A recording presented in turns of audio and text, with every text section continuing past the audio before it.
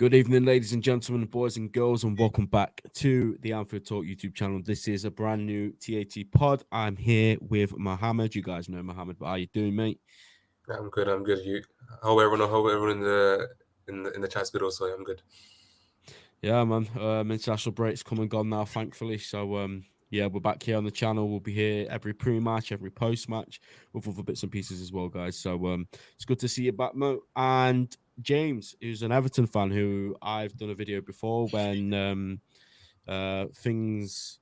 What video was it, James? It Actually, was when Benitez got appointed Everton manager. that was it. Yeah, that was it. Yeah. Of course, it was. It was when Rafa Benitez controversially made the move to Everton. Yeah, let's just say it wasn't a great video to film on our perspective. But how are you, James? You good? I'm good, yeah. Hopefully more of a positive video than that one. Yeah, and James, obviously people wondering, people watching might be wondering, sorry, like Liverpool fans that don't have Scouse accents, you know, there's millions of us, but for the people that are watching that might be thinking, an Everton fan that's not got that accent, do you want to just sort of, because I know you told me before, and I know all about how you started supporting Everton, do you want to give a backstory on sort of how long you've been supporting Everton for, what made you, fall in love with Everton and that kind of thing?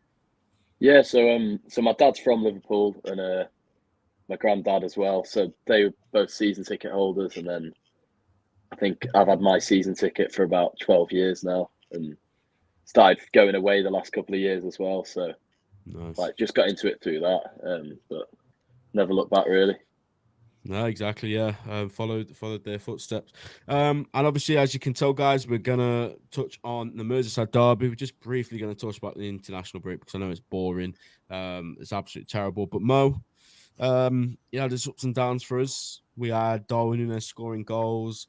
We had players putting in good performances. Dom Szoboszlai played really well for Hungary. But it also had its downs, didn't it? Andy Robertson is now looking like he's going to be out for a lengthy amount of time. So, first of all, how relieved are you that club football's back? And second of all, are you a bit apprehensive about this one? Because obviously the likes of Darwin Núñez, who's only literally just came back today, do you think that might have a part to play on Saturday's game? Yeah, definitely. I mean, first and foremost, 12:30 kickoffs in the last few games have been absolutely horrendous for us. I think there's like some crazy stat about how many games. I don't think we won a single 12:30 kickoff last season. Actually, we didn't win any of them, draw or loss. I'm pretty sure. And yeah, and so far, I don't think our previous 12:30 kickoff we won either. I don't think so. So they haven't been good for us. It doesn't show as well, and especially given the context that we do have a few South American players and Robertson being injured and getting injured, and it's the Merseyside derby.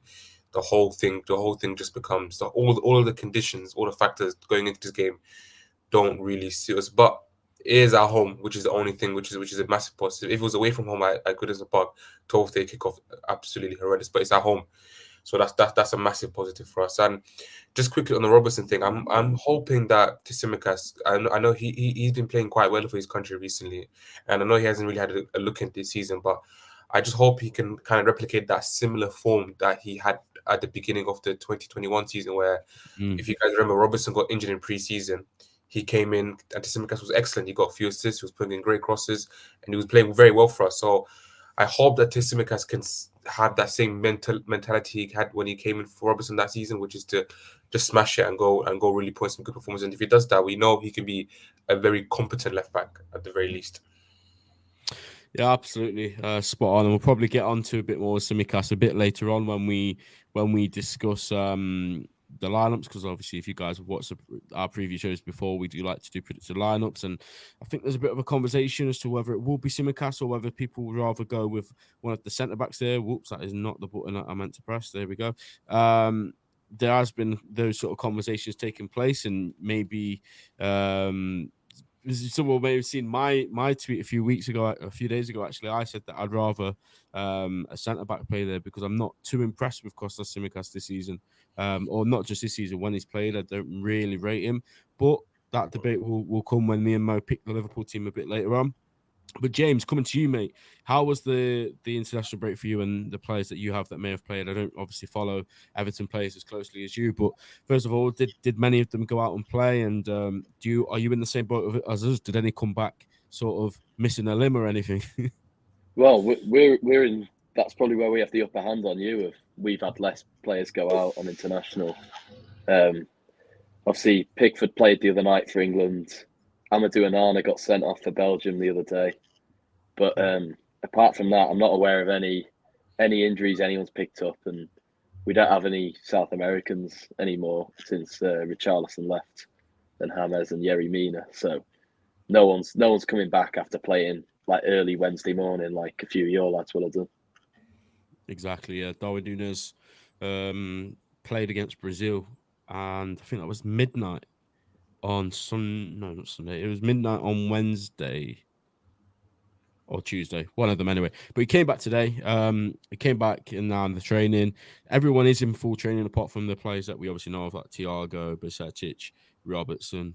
Gakpo was actually training today, which was a nice surprise. I didn't think he would be back, but he is. We'll get onto that a bit later on.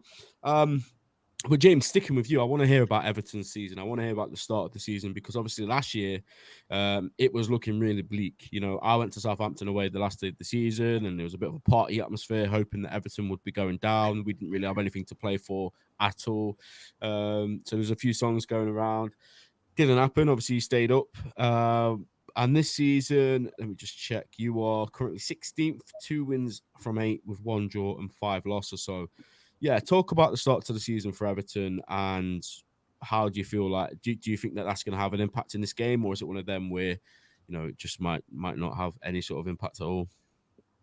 Well, there's sort of been two different stories really. Our home record's been terrible.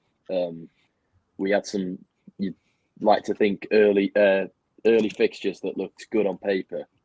That we were creating a lot of chances, but just nothing was going in. I think if you looked at the XG table, I know some people don't rate it, but we'd be like second in the league or something. So we lost to Wolves at home, we lost to Fulham at home, Luton at home, but then we bounced back against Bournemouth, won 3-0 the other day. That was like the last game before the break. So maybe the break's come at a bad time for us hitting a bit of form, but away from home, it's been pretty positive. We won 2 in a week. Brentford away, 3-1, and then went to Villa Park on the Wednesday and won 2-1. And neither of them grounds are easy places to go to. And that's where with the last few years, I'd say that our away form's been what's been letting us down. It would be pretty good at home, whereas this season it's totally different. So I'm kind of like, I think we've got more of a chance that it's at Anfield than if you were coming to Goodison on Saturday, to be honest. Oh, really? Yeah. That sounds crazy. And obviously, James, your last win against us was obviously at Anfield in the lockdown season. And obviously that was one that I often forget it happened, not just because it's Everton and we lost at home. That season for me was a blur, but yeah, that was their last win against us. Do you think Sean Dyche is gonna come in and change your fortune and get a result, or do you think, like, what are you hoping for in this game, and what are your expectations, like, realistically? I think we need to go 1-0 up. I think under Dyche we've never won a game having gone 1 down. In all honesty, I can see you guys winning it, but if we were to win it, I'd say we score first half and then go pretty solid. I can see Decore scoring.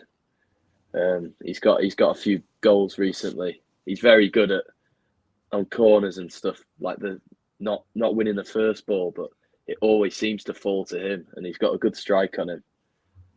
So I'd say he's our most likely scorer. But yeah, I think if we do get a result, it'll be a 1-0. It won't be it's not going to be like a 3-2 or something. I could see a 0-0 or a 1-1, but I'd say if you score first half, that's game over. There's been so many draws. Obviously, last season we beat you 2-0, but we also drew at your place. So it just shows that both results have happened recently.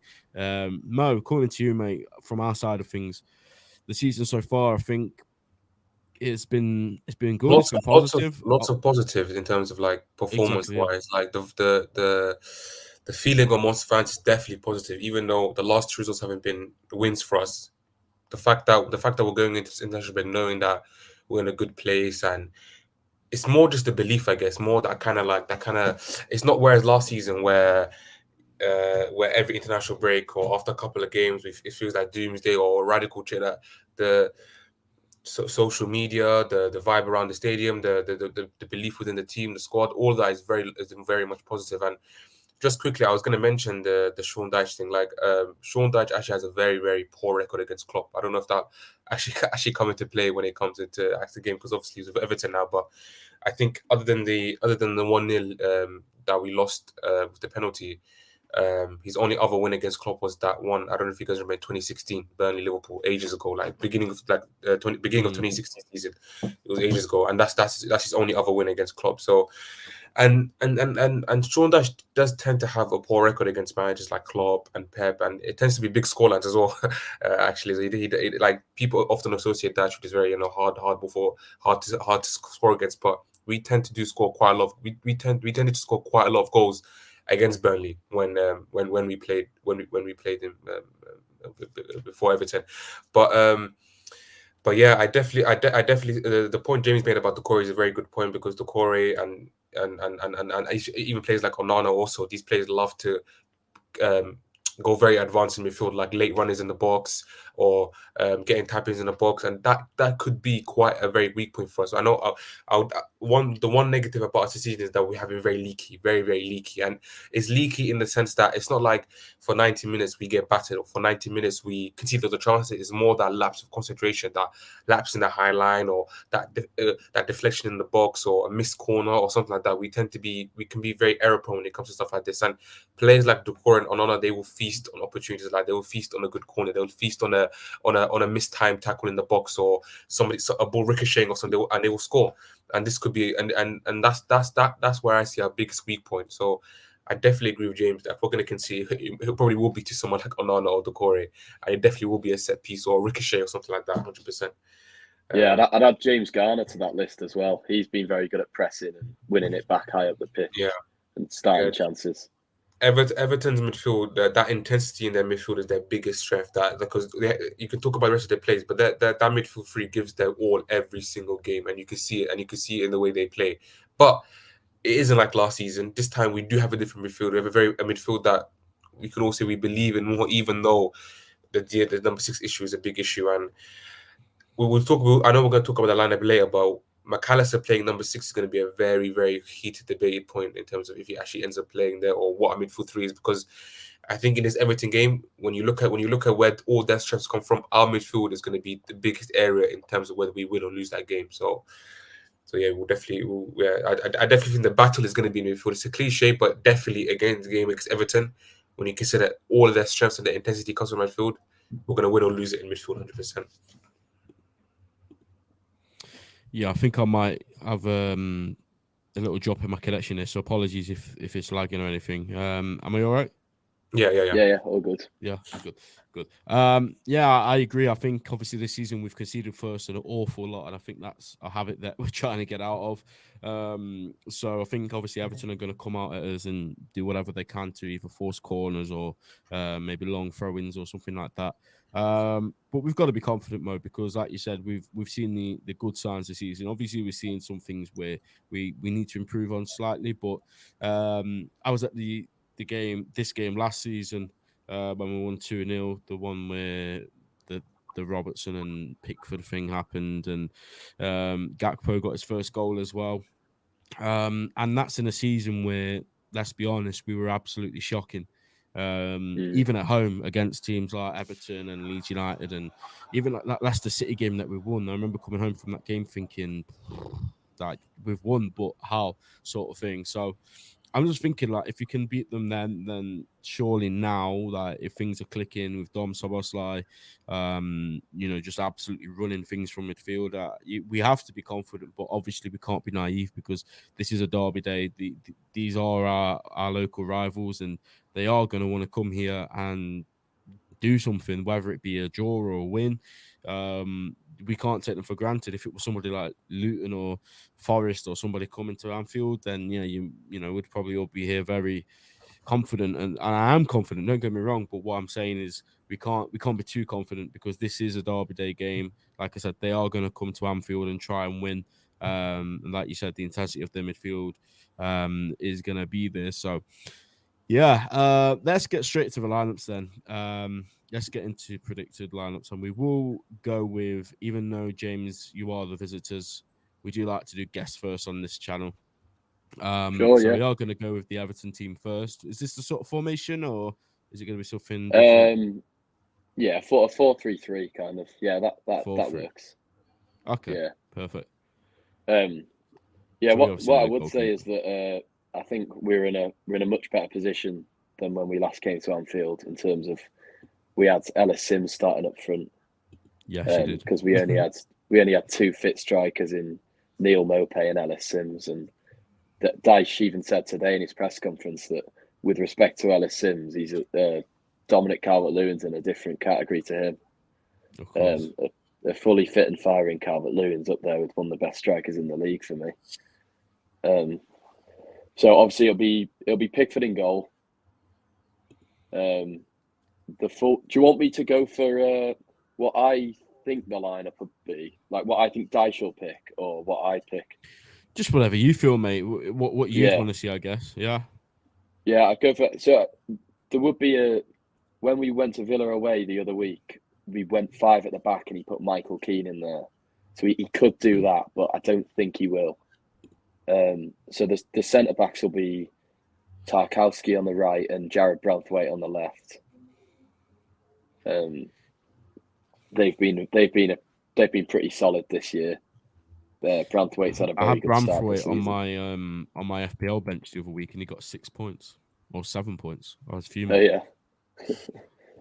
yeah. He had a good loan spell at PSV last season, and then he's come in and he's looked very good so far, and he's getting minutes for England under 21s as well, which is positive. And then fullbacks, I'd say that's the weakest area of our team. I'd probably go Mykolenko on the left, and it's a coin toss between Patterson and Ashley Young, really. I'd probably end up going Nathan Patterson. But both of the, I don't think there'd be many other clubs in the Premier League that swap their fullbacks for ours. That probably needs addressing in the summer. And then the midfield, you've got 4 very good midfielders. Anana, Idrissa Gueye, James Garner, and Doucouré. But I think he'll go with what he went against Bournemouth last time out. Amadou Onana, James Garner, and Doucouré playing higher up behind the striker. He was supposed. Onana would be the one sitting more, I think, and then Doucouré will be much more advanced, sort of playing off Calvert-Lewin, really. Yeah, he didn't. He started Idrissa Gueye last week, but he got injured in the warm up, so Onana ended up replacing him, which turned out to be very lucky because he was one of our best players that day. Onana. Did you say Joe Garner is the other one? James Garner. James Garner, sorry, not Joe. Oh. Right. Yeah, and then there you go. I think the front three sort of picks itself of McNeil off the left, Calvert-Lewin in the middle, and Jack Harrison on the right. I think Dan Juma's looked good when he's played, but he doesn't seem to. He's not the sort of traditional Dyche winger of sort of helping the fullback out as well and getting up and down. And McNeil's been very good under Dyche, and Jack Harrison scored a great goal against Bournemouth, and he works hard as well. Crazy, incredible goal. Yeah, and I think he did he score at Anfield last season, Jack Harrison? I think so. I think he did. Yeah, he did. James, talk through us about this team then, where the danger zone is going to be, and obviously me and Mohammed haven't done ours yet, but you pretty much know, at least in the defense, what it's probably going to look like. So we're again on the flip side of that. Where do you think you're going to target us as well?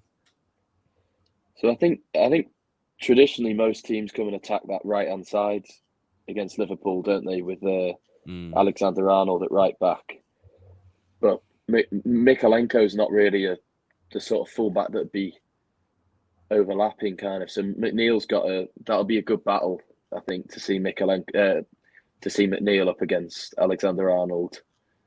So I think we'll just be trying to hit you on the break really, and there's a lot of energy in that midfield, and Harrison, McNeil, and Calvert-Lewin are very good on the break as well.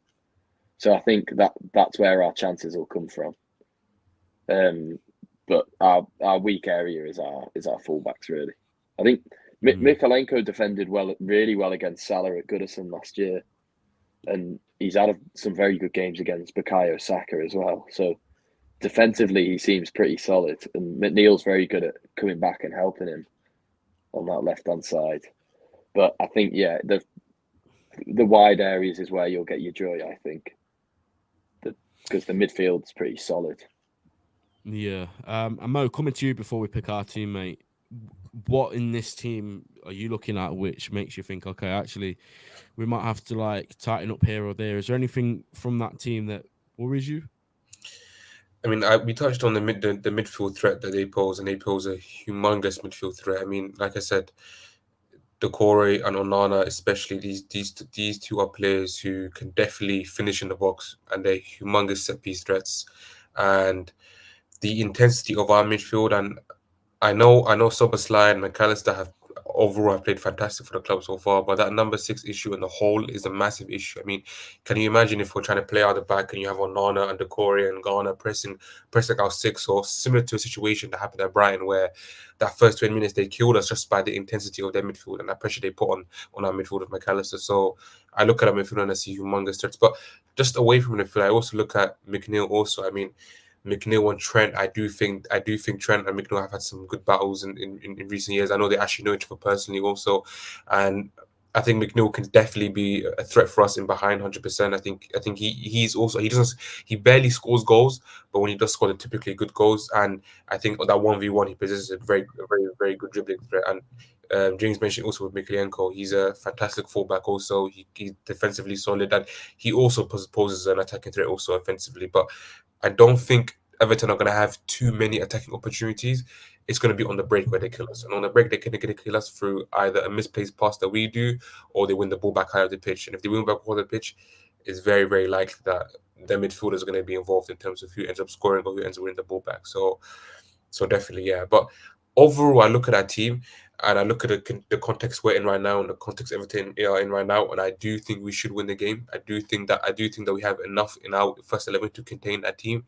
I do think that we have enough in our team to be able to score goals against that Everton team. I don't think they're as defensively resolute as they have been in the past against us. I don't think it's going to be.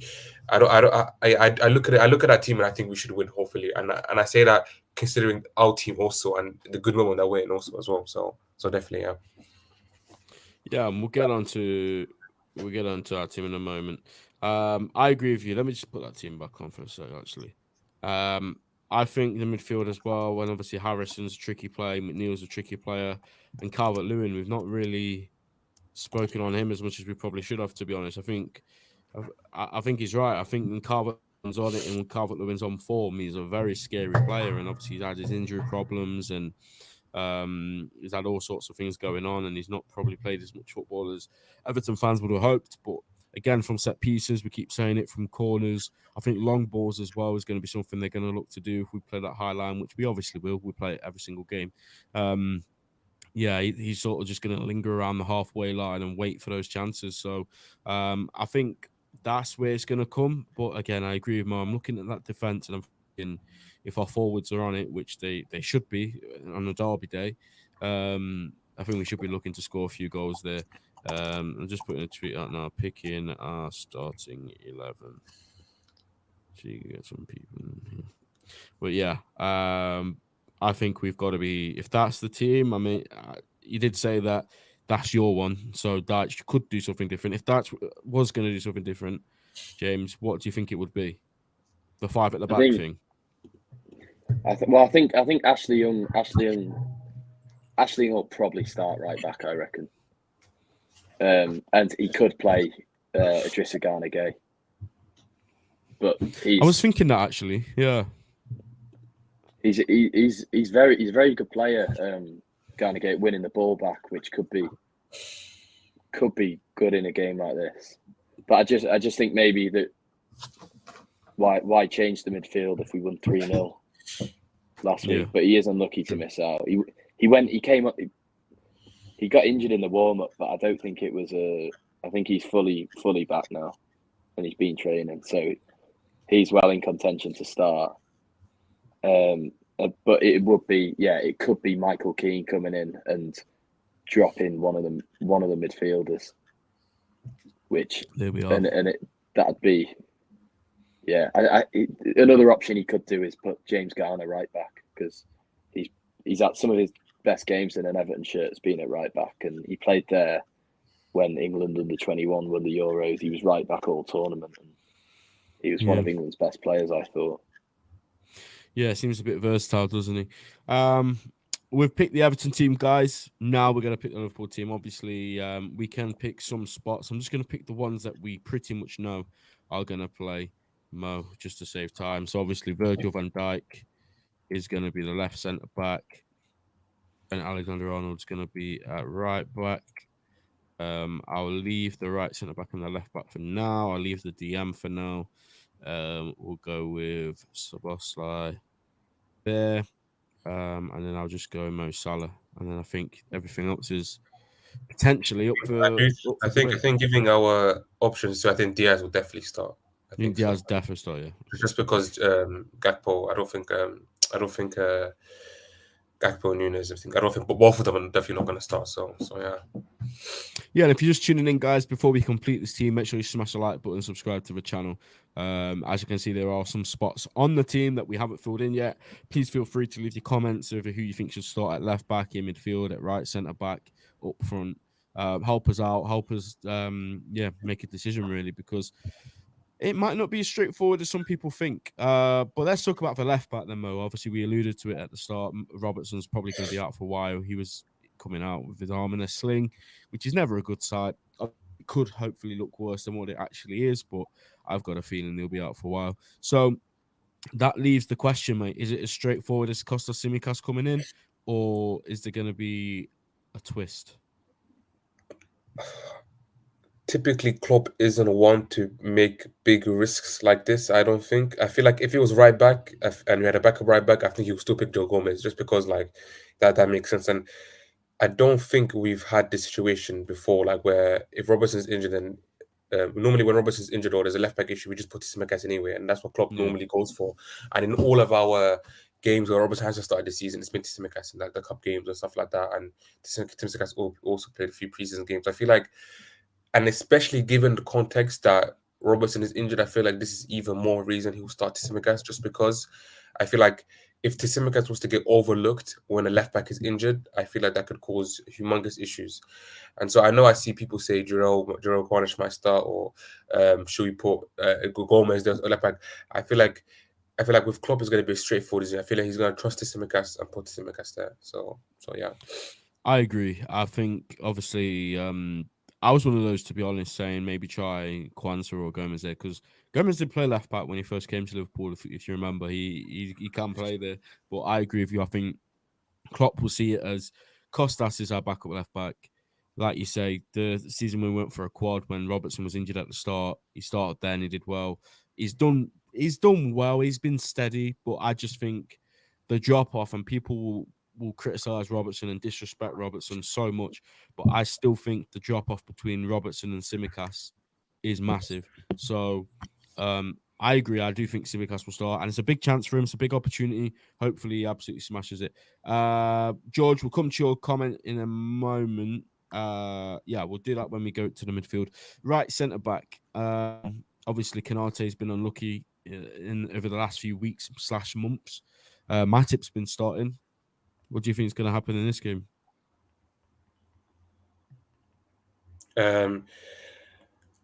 It's a tough decision, because Klopp has started Matip and he's gone for Matip throughout the whole season so far when it comes to the centre back decision. But then also, I don't know. I feel like Joe Gomez has also played relatively well, in my opinion. Also, when he has played, he hasn't. I know against Brian he wasn't amazing. Against Brian when he came on, he was absolutely awful. He gave away the free kick and Trent definitely did a good job before Trent got subbed off. So, but that's at right back.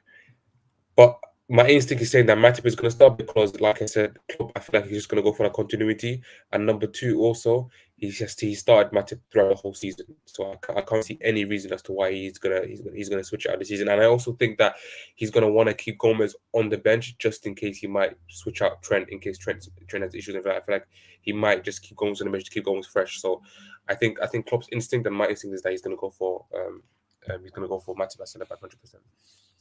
Absolutely. And just before we come to the midfield, George says, I think Gravenberch starts with McAllister and Endo having long flights. Only one starts, although still think Nunes will start up top with Jota and Simi left back, Matip centre back with Konate, France minutes. George, do you not think Szoboszlai starts then? No, he's saying that only McAllister and Endo have had long flights. Right. I got you. Yeah. Okay, I get you. Okay.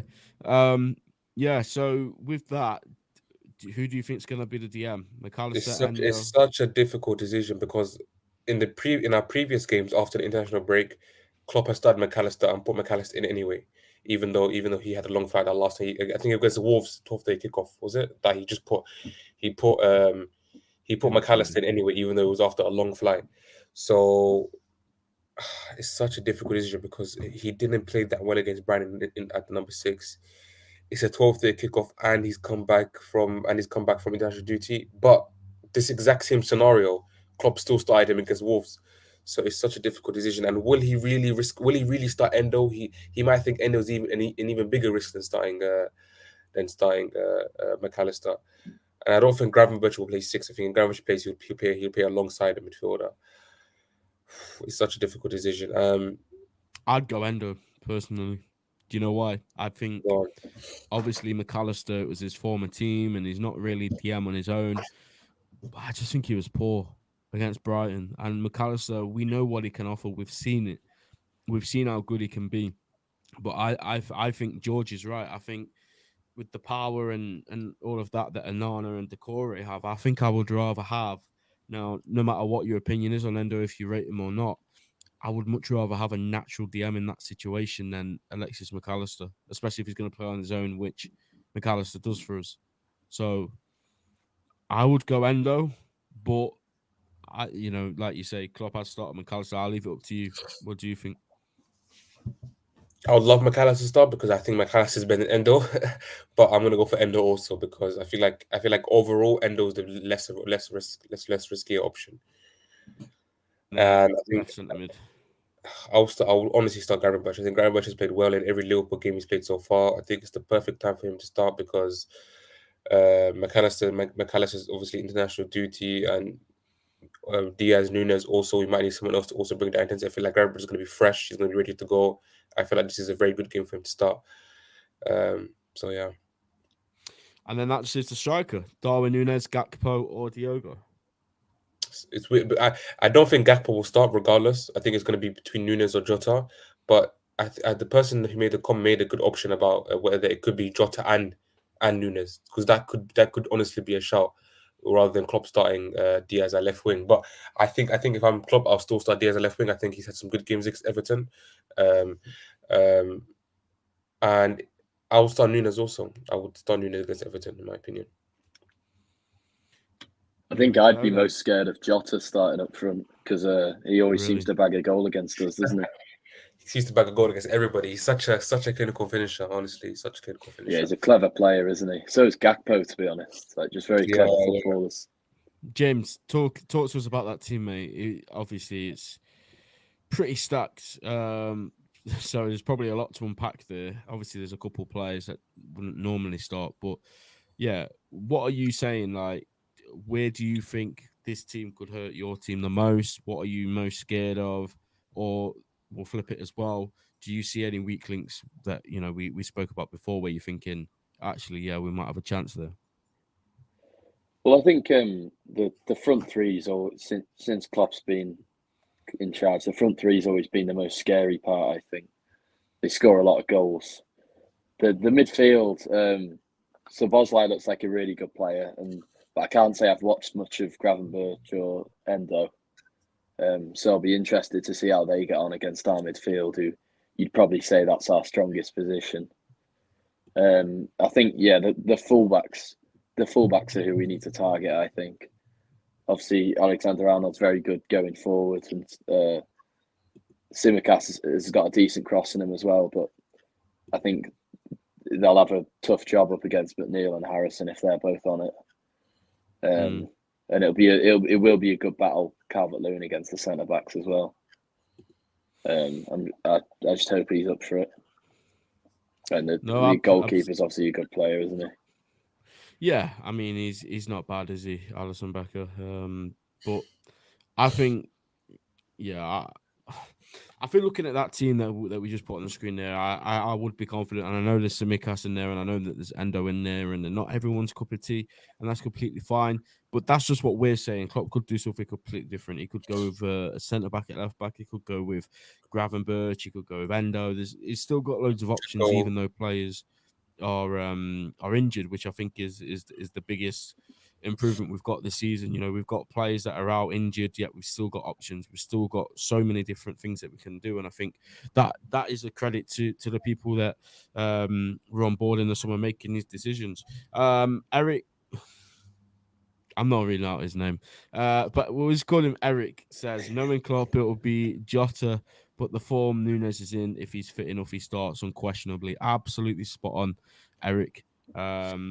Absolutely nail on the head. I think Darwin Nunes is showing it for club and country this season that, you know, a lot of people were unfairly harsh to him last season. And I was saying it all along. I was even saying it to Liverpool fans that were writing him off. This guy has all the tools you need for a modern day striker. He does. He's tall, he's fast, he's strong. He just needs to polish up his finishing. And I know this season, there's been moments where, you know, we've been scratching our heads thinking, how's he not scored? But there's also been clutch moments like Newcastle away where he's just come on and made a complete difference. I think it's a much improved Darwin Nunes. I think not even his goal scoring, but his all-round play, controlling the ball, just linking up with his teammates. I think he's just improved so much. And I agree, if he's fit enough, he starts. It's just a question of whether the cramp that was reported is still, you know, playing up. But I guess we will find out. Ensman says, bless up, how you doing, mate? And Eric also says, if we're doing the inverted system, I want Endo in the 6 because I don't trust Tsimikas to make the back 3 in possession. And Endo can drop into the midfield 3 and Tsimikas can fly forward, up and put in crosses. Yeah. Endo, Mohammed, just before we move on, what do you think on him? Like, there's been a lot of criticism on him, hasn't there? A lot of people, again. I think it was because we obviously were trying to get Caicedo and Lavia, and going from those two players to him, it's a bit underwhelming. But yeah, what do you think on Endo just before we move on? And do you think if he starts in this game, he'll be up for it? Yeah, I mean, it's definitely a game that's very risky to throw him into. That's why I do think that the possibility of Klopp starting McAllister is very, very high, just because I feel like, again, I think Klopp will maybe go for someone that he trusts more. I think he may trust McAllister more, but assuming the Endo starts, yeah, I mean, it was a weird one because we were all expecting Caicedo or Lavia, and both didn't come. So we ended up getting linked to Endo, and everybody's hopes and expectations kind of plummeted a little bit. But then obviously Klopp did that interview where he really, really gassed Endo extremely, extremely high, almost to the point where, like, I was thinking, oh, how did this might be another coup from Liverpool or something like that. And they gave, and I remember people have to remember, they gave Endo a 4-year contract. That's for Liverpool to do that. For Liverpool to give a 30-year-old a 4-year contract is very, very interesting, at least to say, because they wouldn't do that for other players like Wijnaldum, for example. But then again, of course, salary may be a bit different. But yeah, they gave Endo a 4-year contract. So if you think of that 4-year contract, Klopp does an interview gassing up. I think expectations raised a little bit again. But then, like I said, and then he started playing games for us, and expectations lowered again very massively for us. So it's been an up and down for Endo. I mean, his performances haven't been amazing. There hasn't been a performance where I feel like, wow, he was great. I think he was decent against Leicester in the cup. He gave. I think he was decent when he played against them. I think in the other games that he came on against, yeah, not so great, not so bad. I don't think he's been terrible. Against Newcastle, he was terrible. I think against Newcastle, he wasn't that good. But the other games, he's held himself in a decent level. I think Leicester he played well. So, like I said, expectations have been very mixed with Endo. His performances have been very mixed bag. Also, nothing to say that he's going to play amazing against Everton. So I guess with Endo, there's actually no actual assertive opinion you can give on him. There's nothing you can say that makes him that makes you think that I really want Endo to play. But I guess in this scenario, he almost has to start, in my opinion. But yeah. And James, just coming back to you, mate, because we're going to wrap up in a moment. Just give your final thoughts after everything we've said, your predictions, and then ultimately, mate, your score prediction. What sort of game do you think it's going to be? I think it'll be. I think it all depends on who scores first. I think if you score in the first 20 minutes, we could be talking 2-3-0. But hopefully, if we either get into halftime 0-0 or 1-0 up, then I think we'll definitely get a result. Because we are very good at like shutting out games. But if I had to give a score prediction, I'd say 1-1 to Corey, and I'd say Salah for Liverpool. Okay, fair enough. James confident that Everton are walking away with something. You got. I'm not confident. I'm not confident. Okay, fair enough. But there's no point coming on air and talking all this and then saying, "Oh yeah, I think we're gonna lose." Like you've got to. Yeah. You've got to be positive, don't you? Exactly. Yeah, exactly. Mo, what are you saying? Same question. How do you think the game's gonna pan out? Score prediction? I think it's going to be a very difficult game. I don't think it's going to be an early goal. I think both teams are going to be very like tentative of each other and very like. I think one are going to come off flying off the box, but flying onto the pitch and playing amazing only because of our conditions of our players. But I'm going to go for a 2-0. I think it could be very similar to that Everton at home game that we had ages ago during the title race 2021-22 where Origi and Robertson scored. I feel like it might be similar to that where I think it could definitely be 0-0 at half-time and maybe subs change the game or something like that. But I think it's going to be a 2-0 game. I think we're going to win it. Yeah, I agree. I think Everton will score. I think they'll get a set piece or something. But I think we'll win. I think it'll be 2-1. Yeah, I think I said 2-1. I think Calvert-Lewin will get a goal from them, probably from like a corner or something. I think we'll score first. I think we'll get a goal in the first 30 minutes. And then they'll equalise, and then maybe we'll score win in the second half. But it's one of them, mate, where you can see like any sort of result or game happening. We wouldn't be surprised if it was a ball draw. We wouldn't be surprised if we blew them away. I think we'd be surprised if Everton won. No disrespect, James. But apart from that, I think anything else is on the cards. So yeah, I think we've got to be positive. We've got to be confident in the team. You know, like we said before, we're in a good way. I know the last two results haven't really reflected that, but you've got to remember we were robbed against Tottenham and Brighton away. Anyone can drop points there, so it's not too bad. It's not disastrous. I'm confident we'll win this game 2-1. And for us, I'm gonna say Mo Salah. No, I'm gonna say Mo Salah gets 2. Why not? I think Mo Salah gets a brace on Saturday. But yeah, guys, that's all we've got time for today. Keep it short and sweet. Please make sure you smash the like button if you haven't already. Check out Your Foot card. You can get any card that's on Ultimate Team printed out on an A3 card like this one of Kenny Dalglish. You can also get yourself on there. You can get your own picture on there. You don't have to get a football player. You can get anything you want. And if you use TAT pod at checkout, you get a cheeky 15% off. This has been Mohammed, James, and Ben discussing the Merseyside derby. We'll also be back on Saturday evening to react to the game, what the score or result was. So thank you, James, for jumping on. Take care, guys. No worries. And we'll see you next time.